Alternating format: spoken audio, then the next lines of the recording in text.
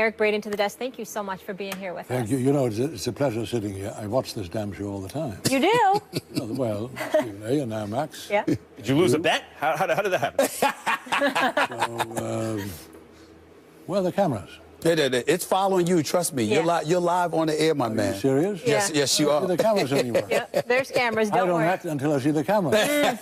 You don't need to act. Tell us about this book. That book is written from the heart, Okay. you know, and covers my long history growing up in wartime Germany under the bombs. The city I was born in was 96% destroyed by the end of the war.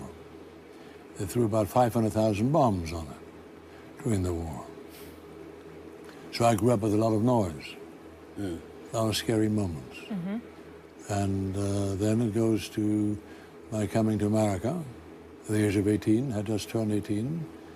And I remember the viewing at 6 in the morning of the Statue of Liberty coming into New York Harbor and seeing the skyline. For a little boy from Germany, that is incredible. And that was the vision that most immigrants who came to America had. It's an overwhelming vision. What made you write this book now? I've been prevailed upon by a number of writers who had interviewed me and my family, and my age, I'm 49 now. And so one thing led to the other. I have very strong political views, as you know, yes, but I didn't get into that too much in the book because you offend too many people if you do. I love sports. I'd won the German Youth Championship in discus and javelin and shot put before I came to America, and then won the U.S. Championship in soccer in 1973. And I love American sports. Love football, basketball, track and field, love boxing, your bailiwick, and love to listen to you rant and rave about all kinds of people. Love it. You have an eloquence, both of you. So eloquent. I mean, you never miss a beat. That is incredible. I got to give you kudos for that. You know, you're a bad man. Oh. I'm gonna roll with that, Max. I'm gonna roll with that. Max, I'm gonna take that. I'm gonna take that, Max. I'm gonna take it. And I understand you were a Lakers fan. Why were? Do I need to explain that? Yes. You do. When Jerry Buss was there, the Lakers were, you all know that, Yeah. wonderful team. And then the mythical father died. And then the old Greek mythological story of the son trying to undo the father. And what he did stupidly is throw out all the people who were associated with Jerry Buss, with the father. Magic was gone, Jerry Buss was gone. None of them were consulted because little boy had been hurt by them. He had been ignored by them. So he is taking revenge, I think, on the success of the father. What culpability does the father have here, though? Because, I say this because, I was just in L.A. doing a radio show, largely about the Lakers, for almost 6 years. He left his dying wish, and the way he structured the team was that Jim, his son, would be in charge of the personnel decisions and Jeannie the business. And in order for the Lakers to succeed going forward, those two would have to have a relationship where they communicated with one another. Almost as though, look, here's the franchise and this should keep the family together. But in so doing, because they haven't been communicating, the franchise sunk. And it's essentially tragic. In other words, I understand the father's wish to bequeath all of what he has accomplished onto his son. And I sort of understand, I guess, the father's desire to say, to hell with all of that, I make my own mark. And he has made it disastrously. So the point is that one is no longer interested in the Lakers. I couldn't care less. Don't care anymore. That's sad. Let me ask you this. Yeah. How do you feel about the fact that Jeannie Buss has decided to now bring back Magic Johnson as a consultant? And do you wish Phil Jackson was back there in any capacity? To be frank with you, I do indeed. Phil? Phil should be back. Oh. Why shouldn't he? In what capacity? I know that you, obviously, because of his experience with the Knicks, don't have too high of an opinion of as an executive, what he has done. Not the coach. He's a great coach. He should be a coach. He should be a coach. Okay. smoke a joint or two, and sit on the bench and, you know, be a coach. What the hell? So, you understand? Hey, man. You understand? So, that would be wonderful. And Jeannie should be in charge. That's my opinion. Do you like the fact that Magic Johnson is back as a consultant? Wonderful. Absolutely wonderful. Wonderful. See, as that a consultant, man brings such light and energy into any organization. Wonderful. But as a consultant, I wish he was more empowered, is what I'm trying to say. I don't know if him being a consultant does anything for the Lakers. Well, what else could he be? The GM? Yeah, I'd say I wish he gave him control of basketball operations. But aren't you worried? Does he want that job? That's a good question. Aren't you worried, even with Phil Jackson back as a coach, that the league has changed so much as a result of rules changes and a new style of play, the spread, pick-and-roll style of play? Even when the Lakers went back-to-back most recently, there was some triangle, but there was a lot of pick-and-roll, that maybe the game has, the style of play has passed Phil by? I don't know enough about the subtleties of basketball. All I can tell you is that Phil Jackson came back, Magic came back in one capacity or another. That would uplift LA enormously. Even if Phil Jackson was not that good of a coach anymore, who knows? I don't know. Do you know? That Phil Jackson can't coach it? Has the game changed that much? It has changed a bit, yes. It has changed. I see. The style of play has changed a lot, and Phil's ideas aren't so efficient anymore, it seems. So, and Phil's allergic to coaching a team where he has to where he's devoid of a superstar. He doesn't want any parts of that. Yes. You got to have at least one superstar for him to want the job. You're talking about Michael Jordan and Kobe. Later on Kobe and all that. That's right. I see. Well, but doesn't that apply to almost any coach? Speaking you want to be successful in sports, you need to have a good coach, but the coach needs to have damn good players. I don't care who you are. If you have mediocre players, you can't go very far. That's all. Speaking of damn good players and superstars and super teams, Kevin Durant joining the Warriors. Are you with your friend over here that that was the weakest move he's ever seen? By a superstar. You're on the record, Eric. Would you want to live in Oklahoma City? Running. No. Would you want to live in Oklahoma? No. Well, then, would you rather live on the West Coast? I'm not talking where about the sun shines all the time? Well, he could have went a few places. He could have went to San Antonio. He could have gone to LA. He could have went to Miami. He could have went to LA. That's right. He could have went. He could have went several places. He should have gone to LA. Which one? Which LA? Jim Buss should have exited as Durant came in. So he should have went to the Lakers, not the Clippers. No, not the Clippers. Why not? I don't like the Clippers. Well, what's wrong with the Clippers? The Clippers are very good. I don't like them. This man is correct. He has impeccable taste. Go ahead. They are interlopers in L.A. Right. I have never really, couldn't stand the original owner. Couldn't stand him. Sterling, was that his name? Yeah, yes. Donald Sterling. Couldn't stand the guy. Me neither. And I'm an old Laker fan. I've watched the Lakers since 1962. When Chick Hearns was sitting there at a wooden table in the old sports arena, commenting on the game. What is, given the fact that there's some apathy about the Lakers now in L.A. generally, what excites you most about it? I see that you're a careful observer about sports before we even went on air. You were making astute observations about boxing. What right now in all of sports excites you the most, interests you the most? That's a hell of a question. I want to see Mayweather fight McGregor. Really? Yeah. You want to see that? Yes. But that's an exhibition. No, it's not. No. Let me tell you something. I have enormous respect for boxers. Down in myself, I box in the ghetto gyms of L.A. on 78th and Hoover. It doesn't exist anymore. 108th and Broadway. Bill Slayton was the owner of that gym, and Kenny Norton used to work out there, and Michael Dokes and all those people. Yeah. Have enormous respect for boxing. Unbelievable, deep respect. But UFC, that's another dimension. So you mean compete in a ring or the octagon?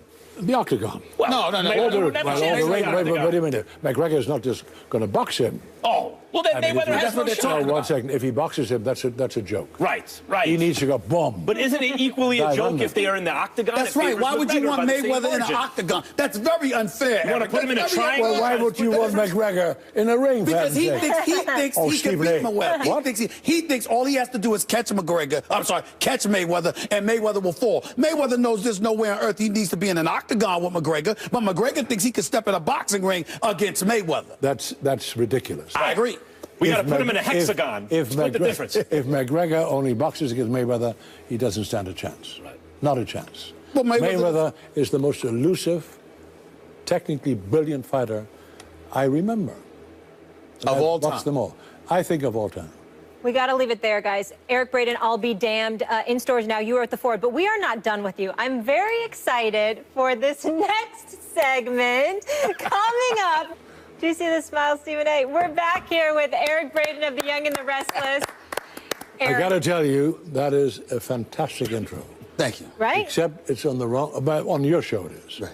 You're not doing that on General Hospital, are you? No. You better not, Brick. You better not. You better come to my show. All right? Well, you know, I can, no, wait a minute. Cameo. I want you to be my henchman from now. Wait. I can't. I can't. All right, I want you to be my executioner. Okay, so as you just saw, Stephen A is quite the soap opera star, quite the thespian like yourself. We want you to critique him and help him out a little bit. So I'm going to show you a few clips. He's been on General Hospital quite a few times, as you know. So here's a clip of Stephen A on the show playing a reporter way back in 2007. Zip it. Pull those reporters back. Keep them back. Is it true that Sonny Corinthos and his family are among the hostages? What the hell are you talking about? Gunmen stormed the hotel lobby. We're hearing that they tried to take Sonny's wife. Will this trigger a mob war? Get the hell out of my face. Excuse me. Mac! Your voice was a little higher back then, Eric. It's a little bit different. Well, let me tell you something. You are a real dude. In other words, you play yourself. And the trick in acting, the trick in becoming successful in our business, is to play as much from your core as possible. Don't try to imitate anyone else. You're you. That makes a star. Except, my man, you're on the wrong damn show. You're on the wrong show. You know, listen, I grew up watching General Hospital. I've been watching General Hospital for 40 years, man. What? But I've been watching for General Hospital for 40 years. You're my man, so now I try to get into some Y&R too.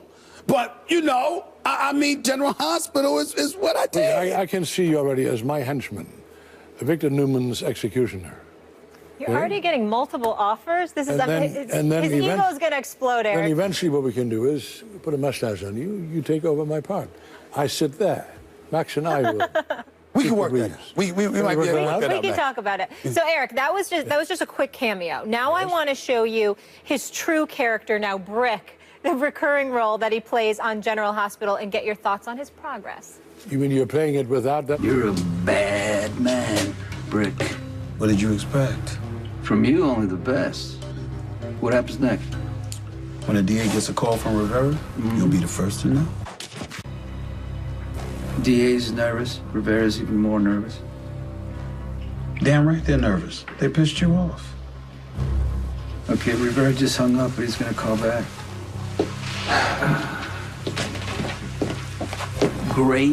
Great job.